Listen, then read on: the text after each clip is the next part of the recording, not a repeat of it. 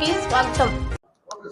Vikram Simhapuri university registrar doctor K Sunitha గారికి, next my Bharat యువజన కేంద్రం యొక్క అధికారులకి, మా విక్రమ్ సింహపురి యూనివర్సిటీ ఎన్ఎస్ఎస్ విభాగ అధికారులైనటువంటి ఉదయశంకర్ అల్లం గారికి, సుబ్బారెడ్డి గారికి, వచ్చిన మీడియా ప్రతినిధులకు అందరికీ నా శుభాభివందనాలు తెలుపుకుంటున్నాను. మనకందరికీ తెలుసు, భారతదేశానికి 1947లో స్వాతంత్రం వచ్చింది. 2047కి 100 సంవత్సరాలు పూర్తి చేసుకోబోతుంది. ఈ 100 సంవత్సరాలు పూర్తి చేసుకుంటున్న సందర్భంగా భారతదేశం ప్రస్తుతం ఉన్న 4వ అతిపెద్ద ఆర్థిక ప్రజాస్వామ్యము పొజిషన్ నుంచి 1వ స్థానానికో లేదా 2వ స్థానానికో మనం ఏం చేసుకొని ముందుకెళ్తున్నాం. సో దీనిలో భాగంగా మన భారత ప్రధాని మాన్య శ్రీ నరేంద్ర మోడీ గారు 2047 కల్లా భారతదేశం అభివృద్ధి చెందిన దేశమై ప్రపంచంలో 1 లేదా 2వ అతిపెద్ద ఆర్థిక దేశంగా ఎదుగుతూ వికసిత్ భారత్ అవ్వాలని ఒక స్లోగన్ ఇచ్చారు. దానికి అనుగుణంగానే మన రాష్ట్రంలో మన ప్రీతమ ముఖ్యమంత్రి గారు నారా చంద్రబాబు నాయుడు గారు మన రాష్ట్రాన్ని స్వర్ణాంధ్రప్రదేశ్ 2047 కల్లా స్వర్ణాంధ్రప్రదేశ్ అవ్వాలి అని ఒక స్లోగన్ ఇచ్చారు. సో ఈ రెండు సాకారం అవ్వాలంటే దేశభక్తి పెరగాలి, ప్రజల సహకారం అవసరం. సో ప్రతి రంగంలో పనిచేసే వ్యక్తులకు, విద్యార్థులకు, ప్రజలకి, ప్రతి రంగంలో పనిచేసే వాళ్ళు కూడాను ఈ దేశం యొక్క ఆ నినాదాలకు ఆకర్షితులై వాళ్ళు చేయాల్సిన పనిని కూడాను సక్రమంగా నిర్వర్తిస్తేనే ఈ దేశం ముందుకెళ్ళి వికసిత్ భారత్ 2047 లేదా స్వర్ణాంధ్రప్రదేశ్ 2047 సాకార దిశగా అడుగులు పడతాయి. సో దేశంలో స్వాతంత్రం వచ్చే టయానికి, అంటే 1947 మన స్వాతంత్రం వచ్చే టయానికి దాదాపు 565 రాచరిక రాష్ట్రాలు ఉన్నాయి మన భారతదేశంలో. మనకు తెలుసు, వివిధ భాషలకు, వివిధ సంస్కృతులకు పుట్టినిల్లు మన భారతదేశం. సో 565 రాచరిక రాష్ట్రాలు 565 ఉన్నాయి.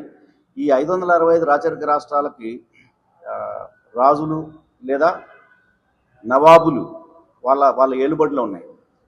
ఎప్పుడైతే 1947లో స్వాతంత్రం వచ్చిందో, ఆ స్వాతంత్ర అనంతరం ఏర్పడిన ప్రభుత్వంలో అదృష్టవశాత్తు సర్దార్ వల్లభాయ్ పటేల్ గారు ఉప ప్రధానమంత్రిగా, హోంమంత్రిగా ప్రమాణ స్వీకారం చేసిన తర్వాత ఈ 565 ఒక విధంగా సంస్థానాలను ఏకం చేస్తే తప్ప భారతదేశం పురోగమించదు అని చెప్పి చేసే ఉద్దేశంతో ఈ 565 సంస్థానాల అధిపతులతో, వాళ్ళు రాజులు అవ్వచ్చు లేదా నవాబులు అవ్వచ్చు, వాళ్ళందరినీ పిలిచి వాళ్ళకి దేశం యొక్క యూనిటీకి, అంటే మొత్తం భారతదేశం అంతా కూడాను ఈ సంస్థానాలన్నీ ఏకమైపోయి ఒకే దేశంగా ఏర్పడవలసిన ఆవశ్యకతను క్షుణ్ణంగా ఎక్స్ప్లెయిన్ చేసిన తర్వాత 562 సంస్థానాలు రైట్ ఏమాత్రం ఆలోచించకుండా ఒప్పంద పత్రాలపై సంతకం చేసేసి వాళ్ళకున్న ఆ మిలిటరీని, వాళ్ళ కమ్యూనికేషన్ వ్యవస్థని, వాళ్ళ పరిపాలనా వ్యవస్థని మొత్తం భారతదేశానికి, భారత ప్రభుత్వానికి అప్పచెప్పారు. ఒక 3 ప్రాంతాలు మాత్రమే దానికి అంగీకరించలేదు. దాంట్లో ఒకటి హైదరాబాదు, నవాబు ఏలుబడిలో ఉండింది, అది జూనాగఢ్ ఒకటి, దాని తర్వాత కశ్మీర్.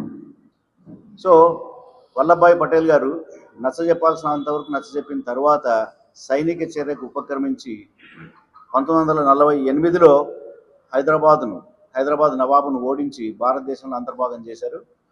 జూనాగఢ్లో ముస్లిం ప్రభువులు ఉన్నారు, కానీ అక్కడ ప్రజలలో ఎక్కువ సంఖ్య తీసుకుంటే హిందువులు ఉన్నారు. సో ప్లెబిసైట్ అంటుంటాం లేదా రెఫరెండం అంటాం. ఇలాంటి రెఫరెండాన్ని ఇమ్మీడియట్గా సైన్యం పంపించి చేపించి అక్కడ హిందువులు ఎక్కువగా ఉన్నారనే ఒక విషయం తెలిసిన తర్వాత అక్కడున్న నవాబులను కూడా ఒప్పించి జూనాగఢ్ని కూడాను, యాక్చువల్గా బ్రిటిష్ వాళ్ళు వెళ్ళిపోయేటప్పుడు వాళ్ళకి 3 ఛాయిస్లు ఇచ్చారు. వీళ్ళని మీరు కావాలనుకుంటే పాకిస్తాన్తో జాయిన్ అయిపోవచ్చు, లేదా ఇండియాతో జాయిన్ అయిపోవచ్చు, లేదు మీకు ఈ రెండింటికి కూడా ఇష్టం లేకపోతే స్వతంత్రంగా మనగలగవచ్చు అని చెప్పేసి ఒక ఒప్పందం పైన సంతకాలు పెట్టి బ్రిటిష్ వాళ్ళు వెళ్ళిపోయారు. కానీ మీకు తెలుసు విభజన జరిగినప్పుడు రెండు దేశాలు ఏర్పడ్డాయి, భారతదేశం ఒకటి, పాకిస్తాన్ ఒకటి. సో వీళ్ళందరికీ ఛాయిస్ ఇచ్చినప్పుడు కొన్ని మన భారత్లో అంతర్భాగంగా ఉండి పాకిస్తాన్తో కలుస్తామన్న సంస్థానాల్లో ఒక ఈ హైదరాబాద్ ఒకటి. సో ఇలాంటి పరిస్థితులలో పాకిస్తాన్ ఎక్కడో ఉండి దాంట్లో భాగంగా కలిసి హైదరాబాద్ ఉంటానంటే అంతర్గత సమస్యలు ఎక్కువైపోతాయని చెప్పేసి ఉక్కు మనిషిగా పేరొందిన సర్దార్ వల్లభాయ్ పటేల్ సైనిక చర్యను చేసేసి 1948లో భారత్లో అంతర్భాగం చేశారు. సో అదేవిధంగా జూనాగఢ్, కాశ్మీర్, మీకు తెలుసు కాశ్మీర్ సమస్య ఎంత జటిలమైందో ఆ తర్వాత రోజులలో వాటికి ఒక స్పెషల్ ఆర్టికల్ ఇచ్చి ఆ ఆర్టికల్ ప్రకారంగా వాళ్ళకి రూలింగ్ ఇచ్చినప్పుడు ఎంత మారణ హోమాలు జరిగాయో మీకు తెలుసు, ఇప్పుడిప్పుడు కుదురబడుతుంది. సో ఒక దేశం ఆర్థికంగా పురోగమించాలంటే ఆ దేశంలో శాంతి అనేది చాలా అవసరం. శాంతి ఉంటేనే అభివృద్ధి జరుగుతుంది.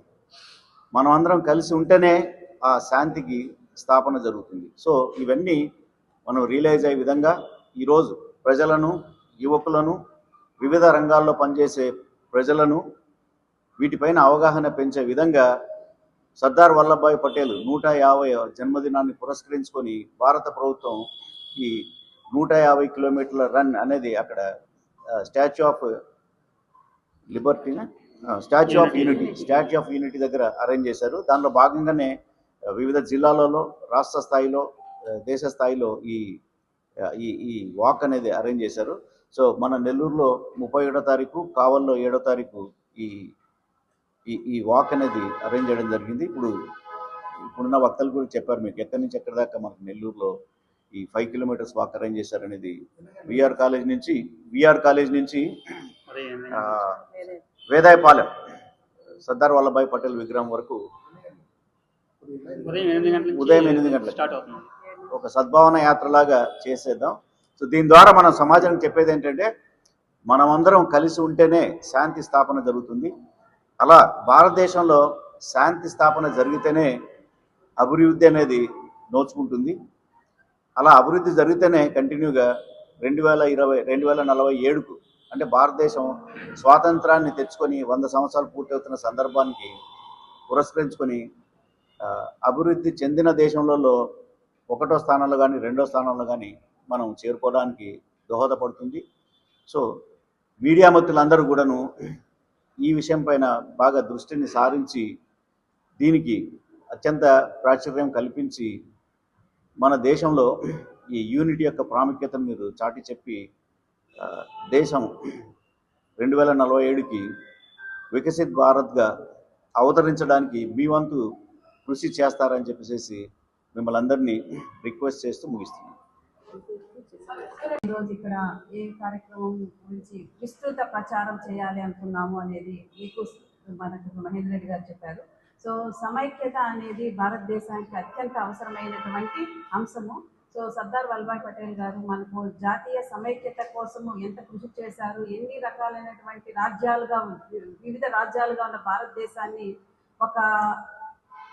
అంటే మనకు ఒక దేశంగా ఒకే పరిపాలనా వ్యవస్థ కింద తీసుకురావడానికి కృషి చేశారు. సో మన great iron man of India అని కూడా అంత పట్టుదల గట్టిగాను చాలా కృషి చేసిన వ్యక్తి. అలాంటి వ్యక్తి యొక్క స్మరణ తెచ్చుకొని మనం 31వ తేదీ ఈ సమైక్యత పాదయాత్ర అనేది చేస్తున్నాము. సో ఆ పాదయాత్రలో విస్తృతంగా ప్రజలు, యువత అందరూ భాగస్వామి అయ్యి ఆ కార్యక్రమాన్ని దిగ్విజయంగా చేయాలి అనేది మన యొక్క సంకల్పము. సో ఈ సంకల్పంలో మీరందరూ కూడా భాగస్వాములై ప్రజలని ఎక్కువగా చైతన్యపరచాలి. ఈ కార్యక్రమం మన నెల్లూరులో ఈ 31వ తేదీన, అక్టోబర్ 31వ తేదీన, కావల్లో నవంబర్ 7వ తారీఖున జరుగుతూ ఉంది. సో ప్రజలకు అవగాహన ఎక్కువగా ఈ కార్యక్రమం మీద పెంచాలి. ఎందుకంటే ఈ రోజు ఉన్నటువంటి బిజీ వ్యవస్థలో ఎక్కువ మంది మన యొక్క సామాజిక స్పృహ అనేది కానీ, లేదా జాతీయ సమైక్యత మీద కావచ్చు, ప్యాట్రియాటిక్స్ మీద కొంచెం తక్కువ దృష్టి పెడుతున్నారు. సో మళ్ళీ మనం పునరంకితం అవ్వాలి, జాతీయ సమైక్యతకి మనందరం కృషి చేయాలి. ఈ పాదయాత్రని, సమైక్యత యాత్రని దిగ్విజయంగా చేయడానికి మీరందరూ కూడా విస్తృతంగా ప్రజలకి ఇన్ఫర్మేషన్ అందజేయాల్సిందిగా కోరుతున్నాను.